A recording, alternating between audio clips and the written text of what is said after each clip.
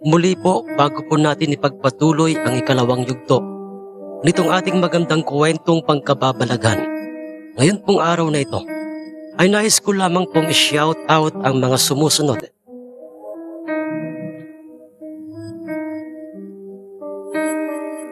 Shout out po kay Ma'am Pris Apple, kay Boss Ronel Arnaldo, dyan po sa Cavite, kay Boss Roland Aquino, na palagi pong nakikinig sa ating mga kwento, kay Boss Alberto Gonzales dyan po sa Mendez, Cavite, kay Ma'am Rose Ann Cabaylo, na palagi pong nakikinig dyan po sa Singapore, kay Boss Malvin Isguera, kay Boss G. Sumudio, kay Boss Ili Delfin, dyan po sa Subic, Zambales, kay Boss Ayad Taranco, at kay Ma'am Imelda Pascua.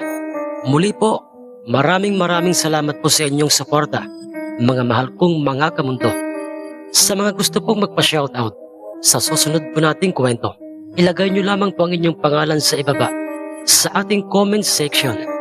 Umpisahan na po natin ngayon ang ikalawang yugto ng kwentong ito.